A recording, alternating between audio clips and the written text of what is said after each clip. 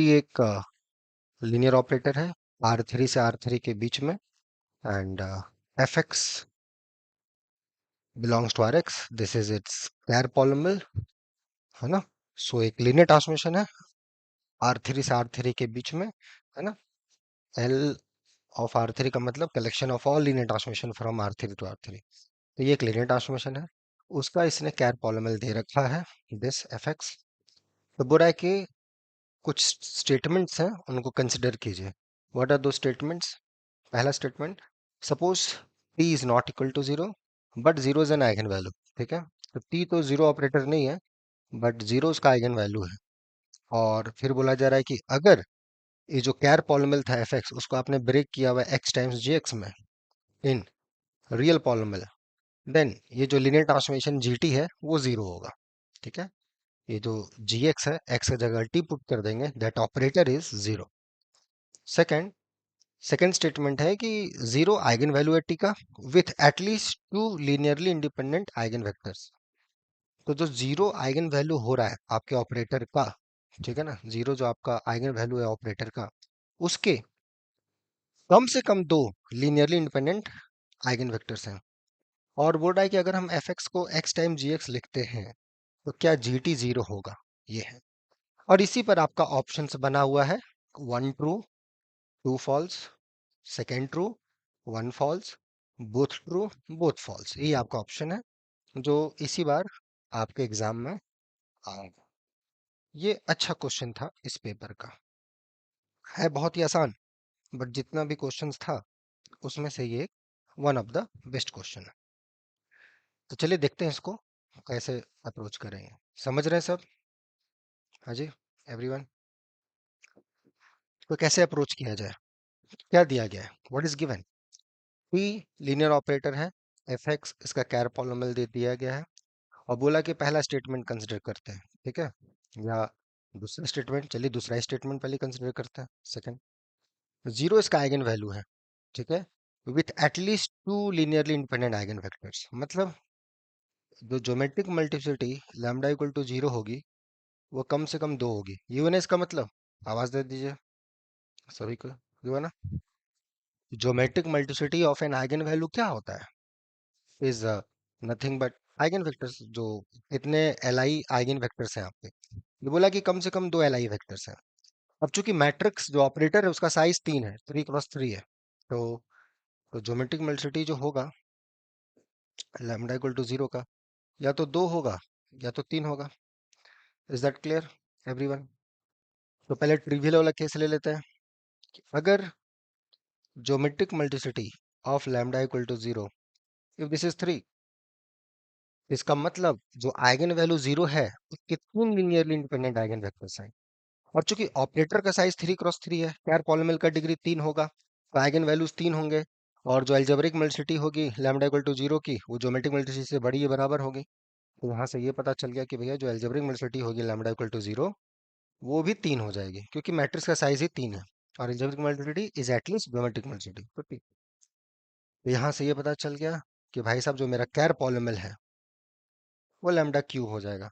क्यों? क्योंकि इसके सारे आइगन वैल्यू जो हैं वो जीरो है। तो अलजेब्रिक मल्टीप्लिसिटी जो ऑपरेटर टी का, वो, अच्छा टी हमने लिख दिया, ए लिख दिया, टी लिख दीजिए, वो लैम्डा क्यू हो जाएगा। यही आपको यहाँ पे एफ एक्स दिया हुआ है, कोई बात नहीं, this is your F lambda. F X, F lambda, this are variables, it doesn't matter, so this, so that is F lambda क्या आ गया, is equal to lambda Q. ठीक है, तो इसका मतलब ये लैम्डा टाइम्स लैम्डा स्क्वायर। तो आपने लिखा हुआ है एफ एक्स को एक्स टाइम जी एक्स, तो यहाँ जी एक्स का रोल कौन निभा रहा है? दैट इम्प्लाई जो जी लैम्डा होगा वो आपका लैम्डा स्क्वायर हो गया, ये हो गया जी लैम्डा टाइम्स लैम्डा। इस केस में तो क्या जी टी जीरो होगा? अब देखिए, आपके पास 3 क्रॉस 3 मैट्रिक्स है, और उसके जो ज्योमेट्रिक मल्टीप्लिसिटी है और अलजेब्रिक मल्टीप्लिसिटी बराबर हो गया है। नाउ सिंस, एक चीज ध्यान दीजिए, algebraic multiplicity of lambda equal to zero, ये geometric multiplicity of lambda equal to zero, और ये तीन आ गया। तो जहाँ अलजेब्रिक और ज्योमेट्रिक बराबर हो गए तो ऑपरेटर आपका डायगोनलाइजेबल हो जाएगा। तो इसका मतलब जो मिनिमल पॉलिनोमियल होगा टी का, वो लैम्डा हो जाएगा। Is that clear everyone? Yes, because 3 cross 3 matrix, nilpotent matrix है लेकिन अलजेब्रिक और ज्योमेट्रिक सब बराबर हो रहा है, that means operator is diagonalisable. So minimal polynomial is lambda. तो मिनिमल पॉलिनॉमियल लैम्डा हो गया, इसका मतलब ऑपरेटर आपका जीरो ऑपरेटर हो गया, राइट एवरीवन। तो टी स्क्वायर भी जीरो हो जाएगा ना, समझ में आ रहा है? Hello. So therefore G T equal to T square equal to zero. Is that clear? समझ में आया? समझिए समझिए, पहले समझिए क्वेश्चंस को, आंसर देखिए कैसे अप्रोच करना है। ठीक है, बहुत तरीके से। ये थोड़ा सा एक बैकग्राउंड में थ्योरेटिकल अप्रोच हो गया कि कैसे चीजें हो कैसे रही हैं। Is that clear? हाँ है ना? आवाज दीजिए। Done. तो अगर geometric multiplicity lambda equal to zero की 3 होती है तब तो जीटी अपना जीरो हो गया। ठीक है, इस केस में तो हो गया। Let's consider the second number case. चलिए सेकंड नंबर केस को भी देख लेते हैं अच्छे से।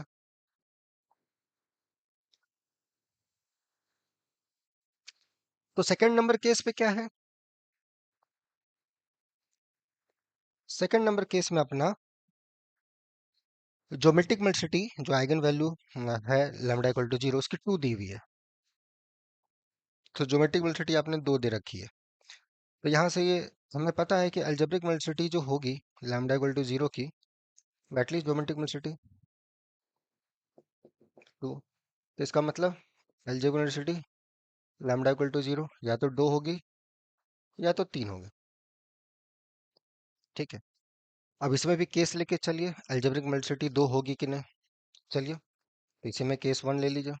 अगर algebraic multiplicity lambda equal to zero अगर 2 हो गई, तो इसका मतलब दैट इज जो कैर पॉलिनॉमियल होगा उसमें जीरो 2 बार आएगा।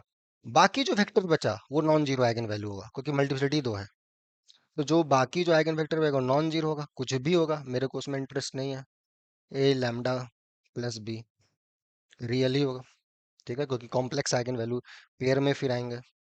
सो जहाँ पे कि यहाँ पे आपको बस कंडीशन लिख देना है कि भैया A not equal to zero, B भी नॉट इक्वल टू जीरो। ठीक है ना, बी नॉट इक्वल टू, क्योंकि बी जीरो हो जाएगा तो फिर जीरो आइगन वैल्यू हो जाएगा। तो दिस इज इस केस में। और तो इस केस में जो नॉन जीरो आइगन वैल्यू हुई, नॉन जीरो आइगन वैल्यू की मल्टीप्लिसिटी 1 आ गई यहाँ से भी। तो जो नॉन जीरो आइगन वैल्यू होगी इसका जो रूट्स है, लेट्स कॉल इट, इसका root lambda naught. Lambda naught क्या है? Minus B by A. Algebraic multiplicity जो लैम्डा नॉट क्या आ रही है वो 1 है। इसका मतलब जहाँ अलजेब्रिक मल्टीप्लिसिटी 1 आई तो ज्योमेट्रिक मल्टीप्लिसिटी भी ये हो जाएगी। तो फिर से अलजेब्रिक भी अपना इक्वल टू ज्योमेट्रिक, और यहाँ पे भी algebraic equal to geometric in all cases imply is diagonalisable. या ऑपरेटर कौन सा था आपका? टी था ना। So T is diagonalisable. T आपका डायगोनलाइजेबल हो गया। तो टी जब डायगोनलाइजेबल हुआ तो इसका मतलब मिनिमल पॉलिनॉमियल जो होगा वो फिर स्प्लिट हो जाएगा इनटू डिस्टिंक्ट लीनियर फैक्टर्स। एक फैक्टर लैम्डा आएगा और दूसरा फैक्टर ये ए लैम्डा प्लस बी।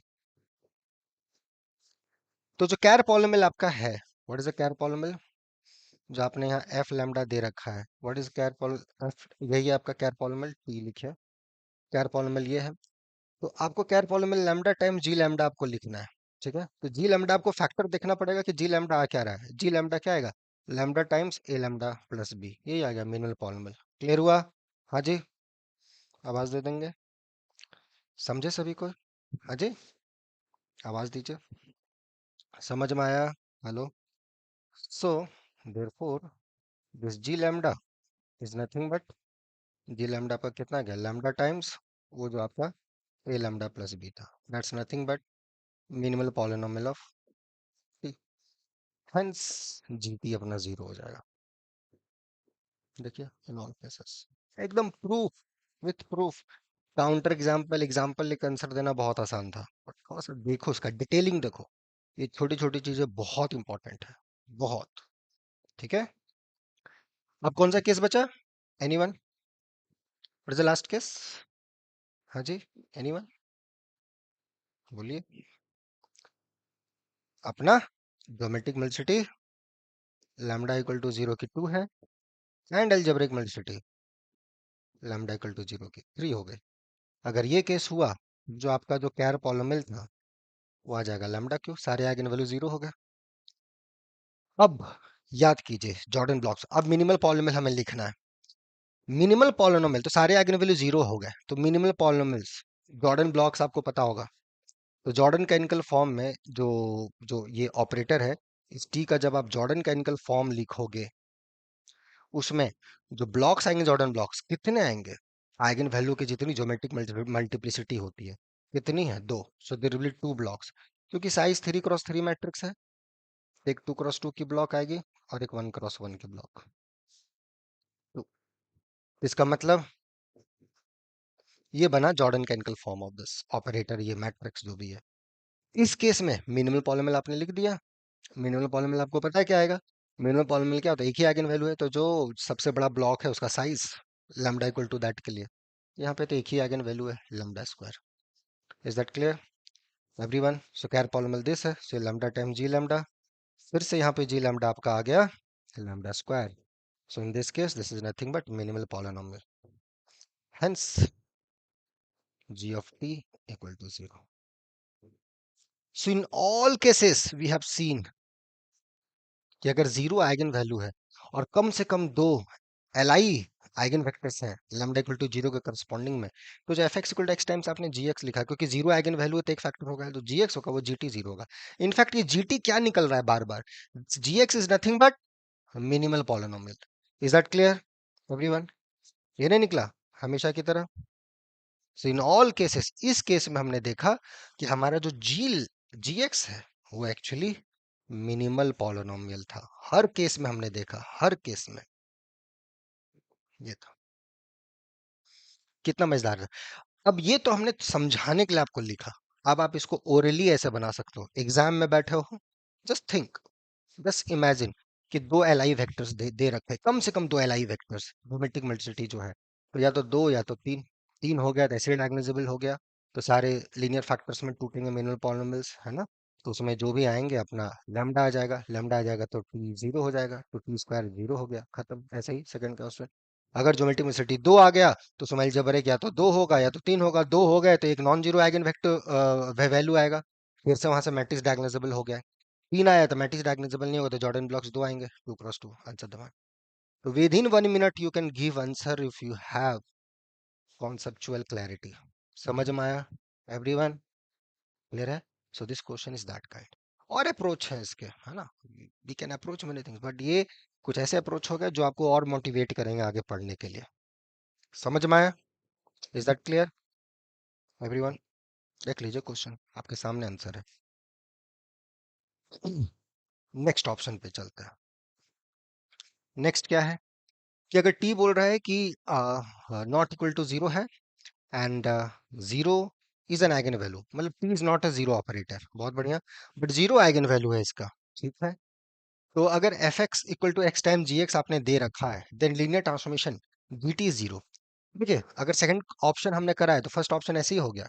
हमें ऐसा ऑपरेटर ढूंढना होगा जिसका जीरो आइगन वैल्यू तो हो, बट उसकी ज्योमेट्रिक मल्टीप्लिसिटी कम से कम दो ना हो, दो ना हो तीन ना हो, मतलब वन हो, वन हो तो डन। ज्योमेट्रिक मल्टीप्लिसिटी वन होने वाला बहुत सारा ऑपरेटर्स आप ढूंढ सकते हो, लैम्डा इक्वल टू जीरो की ज्योमेट्रिक मल्टीप्लिसिटी वन होनी चाहिए, आप आराम आराम से ढूंढ सकते हो। उस केस में जीटी नहीं जीरो होगा। समझे everyone? Is that clear?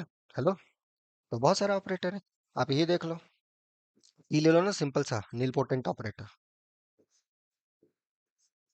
Zero तो नहीं है ना एवरीवन? तो इसका जो है मिनिमल पॉलिनोमियल आपको पता है, लैम्डा क्यूब, यही इसका पैर पॉलिनोमियल भी हो जाएगा। तो यहाँ से जी लैम्डा आ जाएगा आपका कितना, लैम्डा स्क्वायर, और जी टी आप देख लो, T square, it's not equal to zero. Clear हुआ everyone? T is not equal to zero, दिख रहा है ना everyone? And T is not equal to zero, T zero operator नहीं है, but it's satisfying, so G T zero not true. कैसे? What is geometric multiplicity, lambda equal to zero की geometric multiplicity यहाँ पे वन है, इसकी algebraic multiplicity तीन था, इसका आएगा अपना ज्योमेट्रिक मल्टीप्लिसिटी कैसे निकलता है ये नील पोर्टर मैट्रिक्स का भैया? रैंक कितना है इसका, दो, three minus two one, so one. अगर ये ऑप्शन आपका सही होता अगर आप ऐसा मैट्रिक्स चूज करते जहां geometric multiplicity lambda equal to zero की अगर दो आ रही है या तीन आ रही है, तो सेकंड ऑप्शन की तरफ से ये जीरो हो जाता। So you have to look for a suitable choice जिसके लिए हो। ये क्वेश्चन आपके लिए आसान हो जाएगा अगर आप सेकंड ऑप्शन को अच्छे तरीके से समझ गए। क्लियर हुआ? समझ में आया? देख लिए everyone? So what is the correct option? So first is false and second is true. ये था। तो ये जिस कॉम्बिनेशन में होगा ए बी सी डी में, वहां पे आपको टिक मार देना विथ प्रूफ्स, नो हवाबाजी। ओके, ठीक है। तो यहाँ पे देखिए कितने अच्छे तरीके से बाकी कॉन्सेप्ट यहाँ यूज हो रहे हैं। Okay, hello,